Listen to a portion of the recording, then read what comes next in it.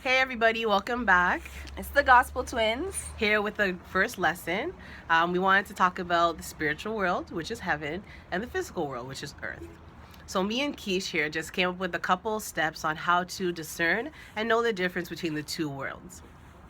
So the first step basically, and before we even get started, it's really about opening up your mind. So opening up your mindset to the possibility that there's more out there that meets the naked eye.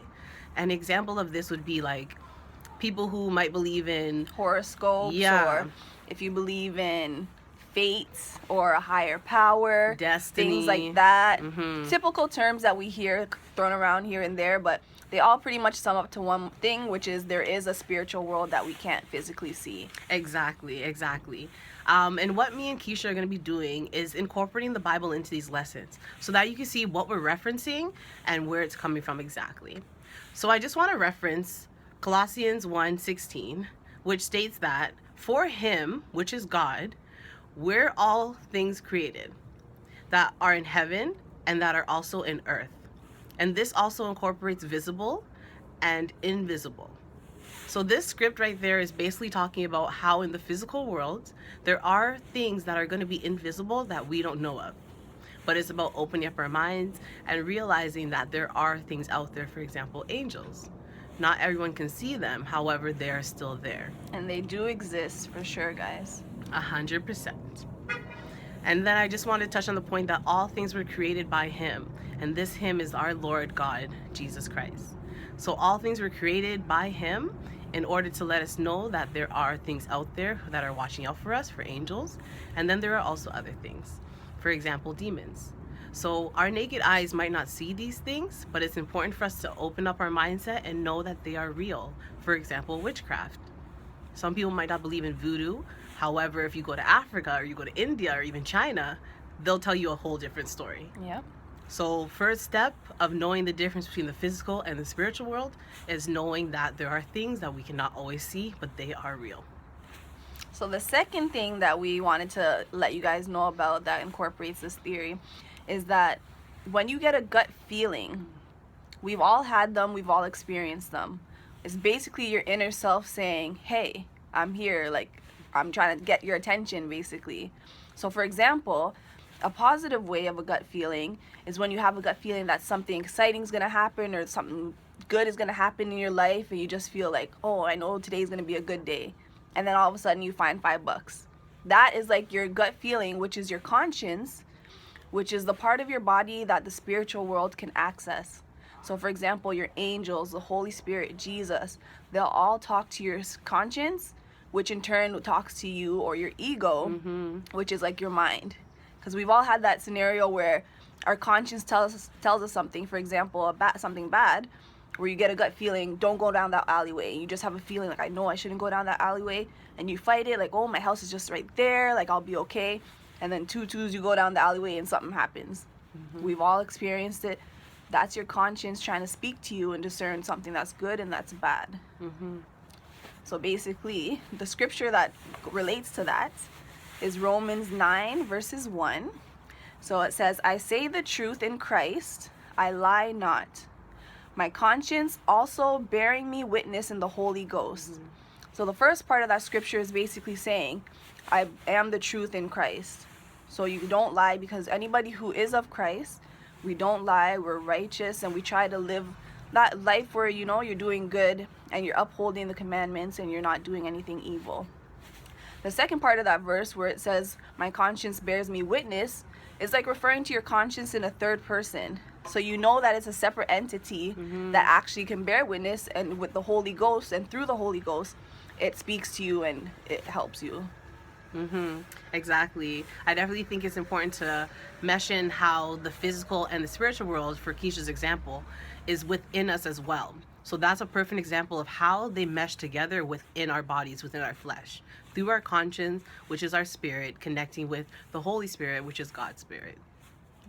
Yeah. So then another way to discern the physical and the spiritual and to kind of tell the difference with them is knowing that outside of our body as well, that angels are always around us. Doesn't matter if you believe in God, doesn't matter if you don't believe in God. if you're a Christian or if you're an atheist. Realistically, angels are always there. You could have any background of religion. Basically, God gave everybody angels. The only difference is knowing how to really and truly communicate with them, how to be open with God through prayer, because basically prayer is a call line. So when you pray and it goes up to heaven, Jesus will receive your prayers and then basically will tell the angels based on command how to go about answering your prayers. However, for those who don't have Jesus in their heart and they don't have the mark of Jesus Christ, they might not be able to use their angels the same way we would be able to use them. Because the angels respond to the word of God, and Jesus is the word.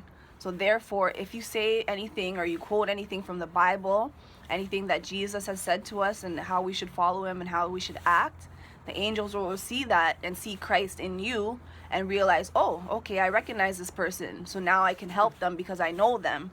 When they don't know you, that's when they can't help you, because they look at you and say, oh, this person's of the world. I don't know who they are. Yeah.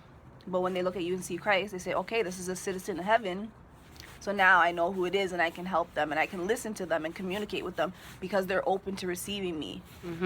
And that actually correlates with Psalms 103, verse 20, which says, "Bless the Lord, ye his angels that excel in strength, that do his commandments, hearkening unto the voice of his word." So that now correlates with what Keisha's saying. And John also talks about the word as well, stating that, "For God sent not his Son into the world to condemn the world, but that the world through him may be saved." He states that in the beginning was the Word, and the Word was with God, and the Word was God. So basically, you can see within the Bible how all of the verses, all of the chapters can correlate. To sum it all up in that sense, it's stating that God is Jesus. Jesus is also the Holy Spirit. All three are in one. So it's stating that in the beginning was God, but God was the Word, and the Word was made flesh. So that's the ultimate way of how God basically became someone from spiritual realm into the physical realm. But also, guys, just to let you know, in terms of what Laurie is saying about how the angels hearken to the word and they listen to you and they do your commands, it also goes on the negative side. If a demon's trying to attack you, just tell him one time, in the name of Jesus, Yes. move from me. Yes. I have authority over you. You don't control me. I'm a citizen of Christ. And Jesus' name is so powerful that every knee shall bow. Amen. And every tongue shall confess that Jesus is Lord. Yes, exactly. So everything on this earth we have dominion over. Yeah.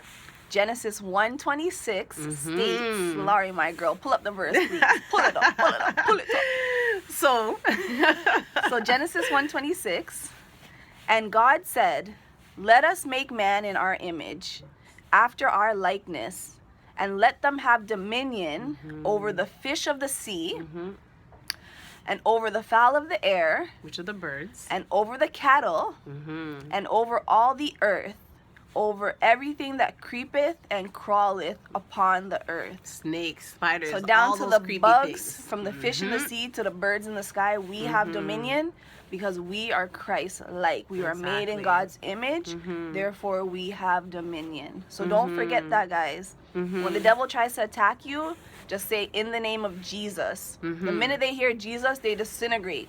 Exactly. The Holy Spirit's fire upon them. They can't stand. Exactly. That script is basically telling you that even though the devil is of this world, because he was cast out of heaven, so he's of this world, we have dominion over him because we have Christ on our hearts.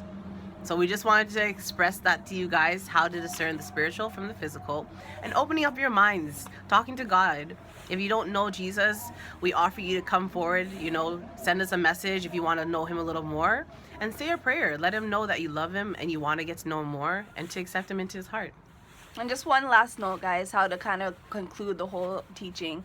So in terms of the physical and the spiritual, Jesus, who was spiritual, came to earth and became flesh. So basically, he combined the two aspects together. And that's how he was able to save the world. Because you can't just fight spiritually, you can't just fight physically. You need both of them to be working together in order for it to work efficiently. So Jesus did that, and through him, guys, we are saved. Amen. And Amen. on that note, have a good night. Yeah, as it's getting Enjoy darker. your evening. The sky has officially dropped. It's Yes, nighttime. bedtime. So everybody have a good night. God bless you. We love you and guys. we love you guys. Stay true and stay good. All right, God Amen. bless. Here's a little Bye. sky scenery. I know you can't see much, but it's a little bit of everything.